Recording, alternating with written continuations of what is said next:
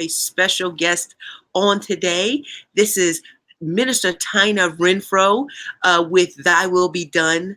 And so I invited her on because I think it's very important that we understand, especially those that are starting off and need to be motivated to understand in your gift, in your purpose that you're working in, what you're doing. A lot of times people will say things and not necessarily meaning bad intentions, but they'll say things with all the best intentions, but it won't be exactly for you. And it can actually mess up everything that God is trying to do in your life.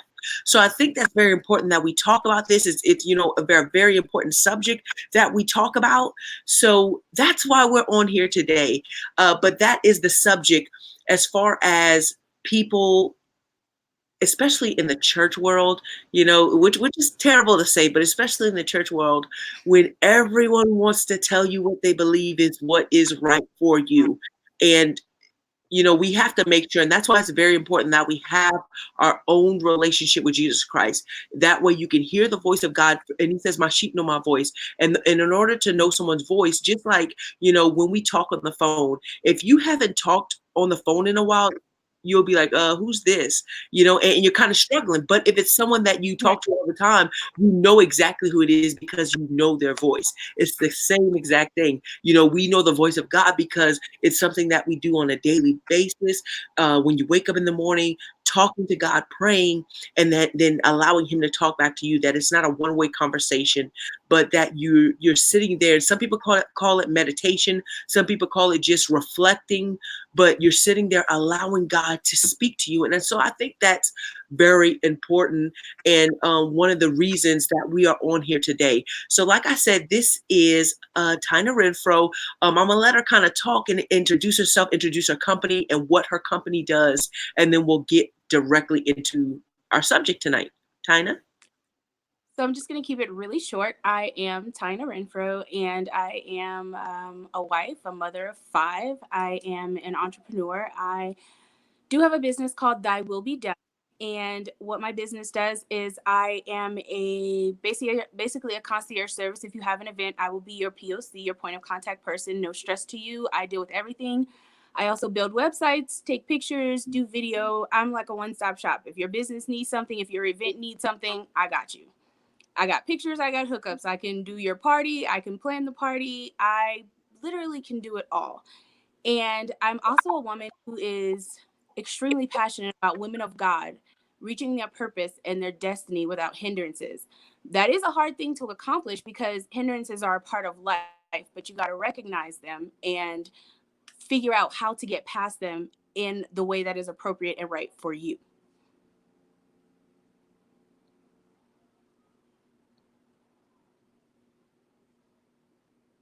And I only see one person. That's okay. We're back. There she It's a is. little try. Yeah, definitely. But okay, yeah. So with that being said, all those things that when I tell you she does a lot, she is that type of person that you will not think of that little thing that you will need during this event or whatever might be going on, and she has it in her back pocket. Literally, she has it in her back pocket. So she is definitely that person. Which is amazing because that that's her gift.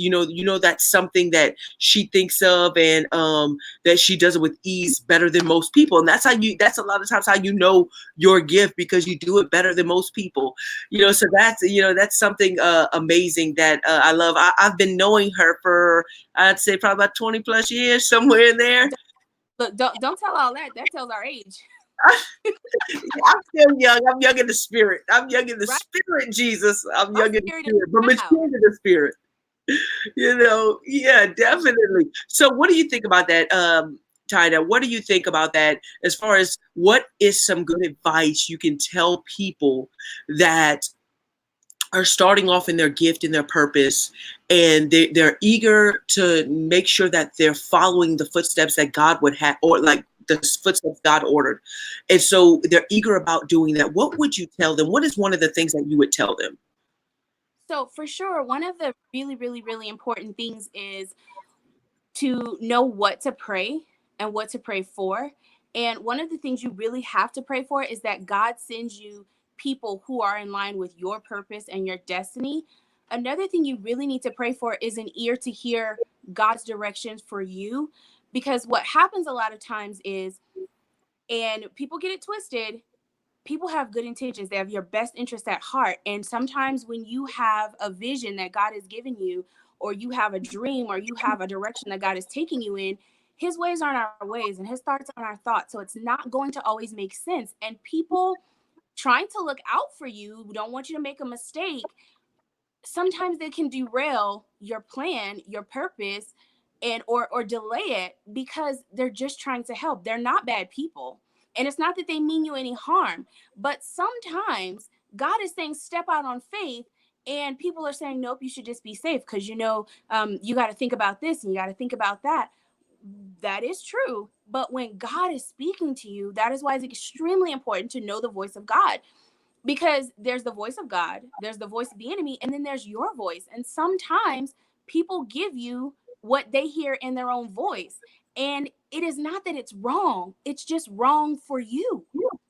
And it's not that they're trying to hurt you. They're trying to do what's in your best interest. But as I've told many people, I can't tell you what to do and which direction to go, because when God created you and destined your footsteps, he didn't ask my permission and he didn't give me any insight into your life.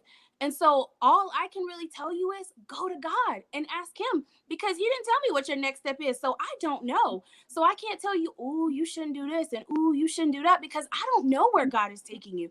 I don't know what direction he's taking you in. And yes, I have my opinions. Everybody does. Opinions are like noses. Everybody has one. Some people have more than one. So I guess it's maybe like hair follicles. Everybody somewhere on their body, eyebrows, armpits, somewhere.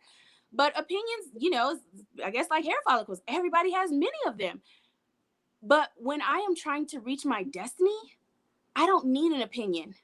I need direction from the manufacturer to tell me how I'm supposed to function, when, and where. So let me ask you a question. How do they, okay, if, for example, because it is important that we do get wisely counsel, and, the Bible talks about that. And if we, how do you determine whether this is wise counsel, or someone that necessarily loves you and wants your best, has your best interest at heart, but maybe not necessarily, that is one of those times where, their intentions are good, but it's not for you. How do you determine that? Like, how do you basically decipher who's who and what you should do? So for one, if you're not in that place where you know for a fact, I heard God, I know what I'm supposed to do, because everybody's not there. And even sometimes when you are there, when God tells you to do certain things, you're like, I'm not sure I heard that right. Let me get a second opinion. It is very important, first of all, for you to have your own relationship with God, because if someone is telling you something that is in direct conflict with what you know for a fact that God told you to do, kind of need to check that. The second thing is, if you're not in a place where you know beyond a shadow of a doubt and you just need confirmation, or you just kind of a little scared about where he's taking you, or because it's like Abraham with Isaac, that could not have been a very comfortable situation to be placed in. But Right. I know. you have to, if you cannot know beyond a shadow of a doubt, then you need to pray and ask God to quiet the mouth of everyone who is incorrect, and to give you an ear to hear from the people, and to place the people in your life. So you really have to go to God and say, God, since I really can't distinguish clearly, first of all, give me clear hearing. But until I really understand you, please send me people that will help me and eliminate or remove the ones who will be a hindrance. Not and I really want to clarify this, not because they're bad people or they're bad for you, but just in this time, they are not what you need to go forward. And People, I think that's really important. One of the things you said is definitely going back to having your own prayer life with God, because who better to get all the information from than from the source itself? And I think a lot of times we lack that. We're excited about what God is doing and we pray, but sometimes, like the Bible says, some things only come by prayer and fasting. And so sometimes you really have to set aside that time, dedicate yourself, and say, you know what, God, I need to hear your voice. I need to know exactly what it is. And if it is someone, that you would want me to basically talk about this with, to make sure that I'm on the right path. And because that's why God gives us leaders. And in order to be a great leader, you need to be a great follower also. So God would, there are times that does happen, but it's just making sure that whatever season that you're in, you have to know what to wear, if I could put it that way. Like if I'm in summer, Yeah. I can't come out with the parka on and all the winter type stuff, because I'm gonna start burning up. It's gonna get a little hot. Same thing if I'm in winter, I can't come out with the tank top and the shorts, and I have to know what equipment, what I need to do in that time, what I need to have on. Is this a time? Is this a season in my life where God is like, listen, it's just me and you, and I need to do some things. I need to remove some things out. I need to basically circumcise some things, or it's just me and you right now, because I'm trying to lead you somewhere. I'm trying to lead you into this next season, what I want you to tell people, to say to people. Or is this a season where, listen, I'm going to have this person in your circle right now, and y'all are going to work together to accomplish this goal. So you have to know what season you're in, and that's why it's important. I tell Tina all the time, because we've been friends for a long time, and that's one thing. Even if we don't talk for like forever, when we do talk, it's like we never never missed a beat. And so it's important to have those type of people in your life that are God led, and not just someone that's just going to tell you their feelings. But even if you don't talk to them for a season, or something of that nature, that whenever you do call them, and it'll pick back up like it never ended, and no one's having hard feelings. And, you can have that type of person in your circle. And so I think that's very important in this season, to know what season you're in. It's so important to know what season you're in. That way you can not only be led by God, but you can do exactly what he tells you to do, whether to have people in your circle, or whether to have, no one in your circle. Because even when Jesus went up to pray, there were certain times that he went by himself. There were certain times that he brought James and John and Peter. There were certain times, it depended on what the season was in whatever he was doing. There were different times, and I think that's a lot of times I had a difficult time with, was the transition.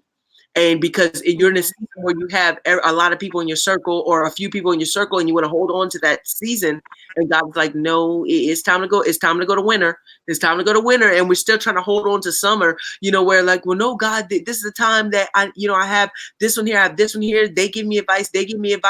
And, we're actually diluting the voice of God, because we can't hear it as clearly. And we're like, wait, God, what did you say? Because we have so much going on around us.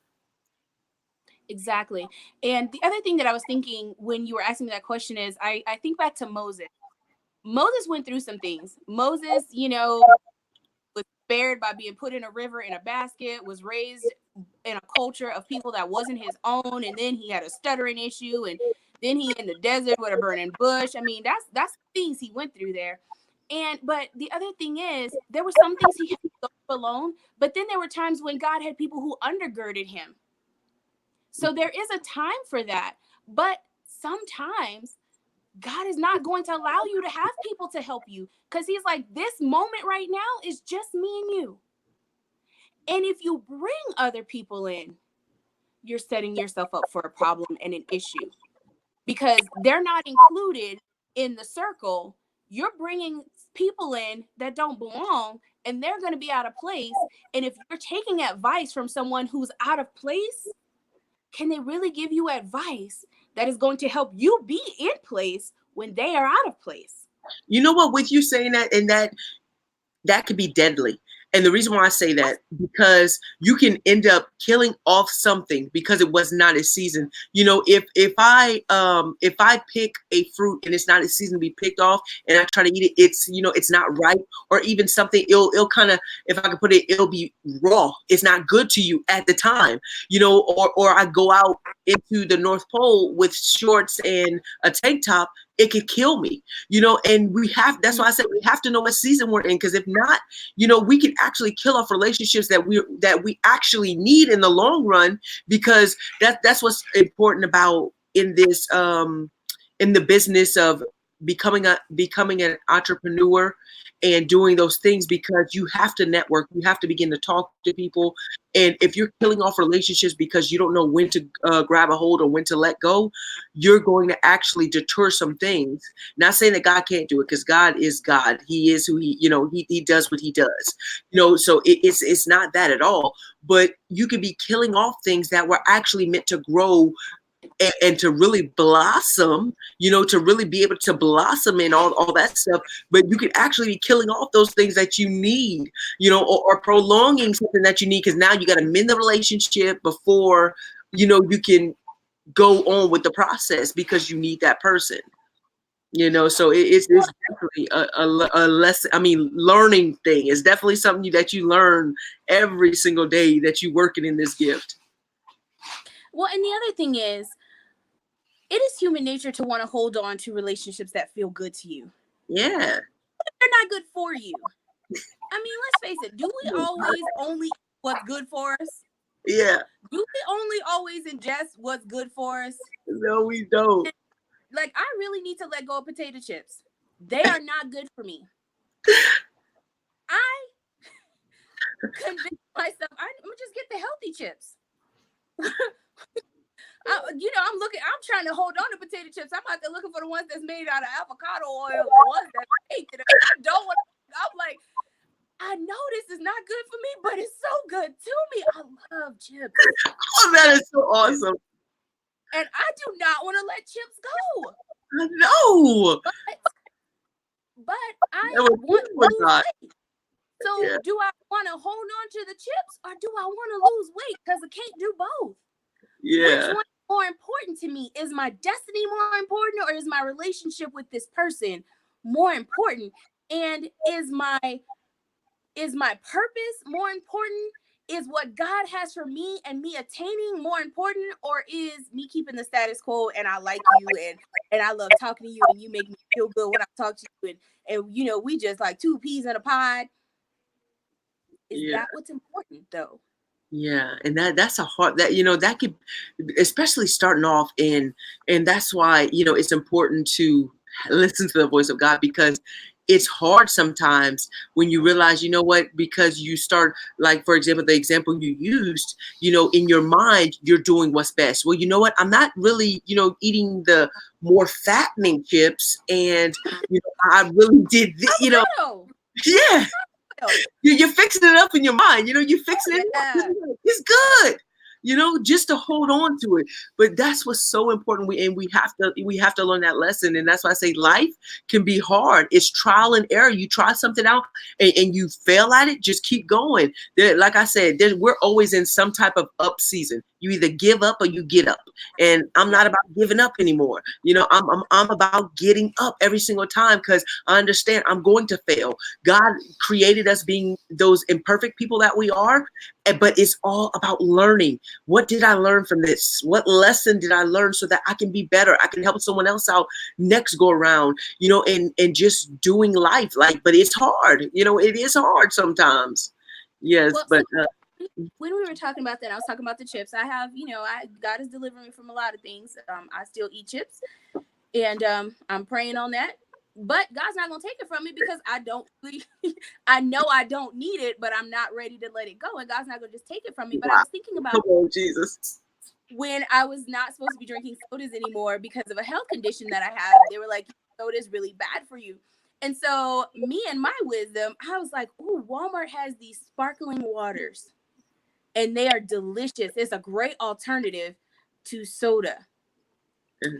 And one day I just kept feeling like I should read the ingredients on the sparkling water that is supposed to just be water and CO2.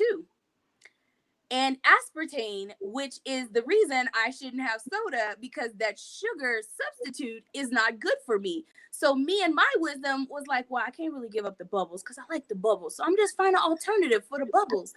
And I found an alternative that was worse than the soda. Because Hey, when it's time to let it go, just completely let it go. It threw my system and through I was having flare up after flare up after flare up. Me and that flavored water with the bubbles. I know that's right. Bubbles aren't for me. Just let it go. Don't try and find them. Hold on to the bubbles. Hold on. Just let it go. Yeah, definitely, man. Definitely. That is hilarious. That is Because hilarious. I can have soda, but at that time it was time to cut it all out. I know that's right. I know that, And but it's I true. was, I was fighting and struggling. I was looking for alternatives. I had tried out all the different kind of sparkling waters, and the rest of them didn't have no flavor to them. So they were just like bubbled water. It just tastes like you was drinking CO2. And I was like, ooh, that's nasty. And then I was like, ooh, it's so good. Have my kids drinking it and everything. And I'm like, oh my goodness, this is the same thing that was in that tab drink that was causing cancer. And here I am predisposed to it through a genetic with my family. And here I am drinking like 4 or 5 bottles of it a day. Wow.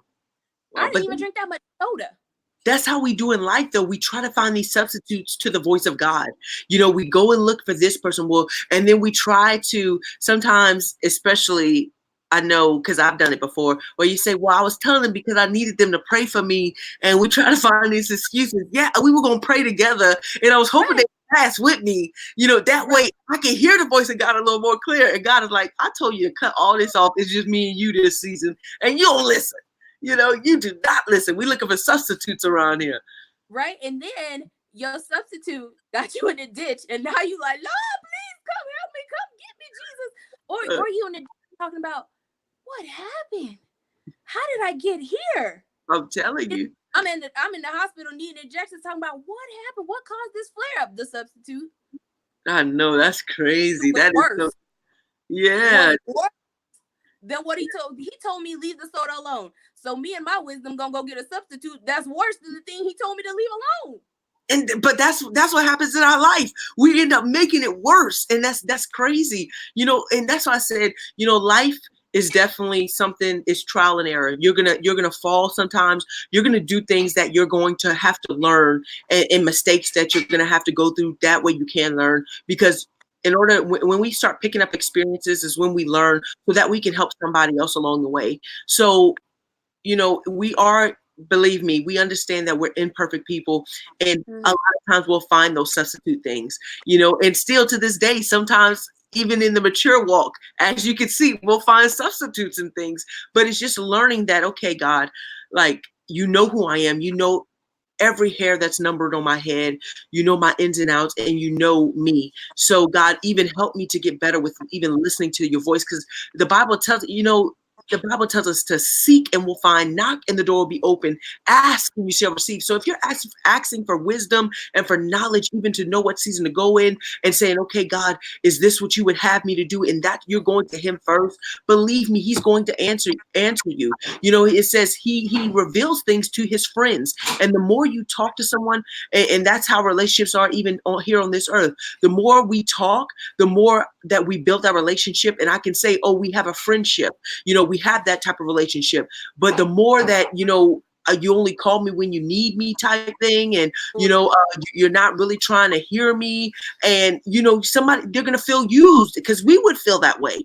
And God is like, listen, I want to talk to you more than just when you're in trouble, more than just when you need something. I want to get to know you. I mean, he already knows everything about us, but he's like, I want you to get to know me. And so we have to really work on that, because sometimes it can be difficult. Life is hard. Life is seriously hard sometimes.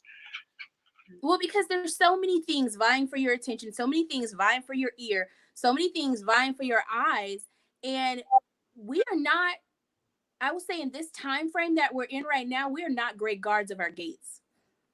We listen to anything, we see anything, and then anything comes out of our mouth because we're not guarding our gates well, and we're not spending so much quality time with God that so it's easy to be led astray when you don't know a person. So like if you know somebody that I don't really know that well, like I've met them, but you tell me how they are, I'll take your word for it because I don't know them.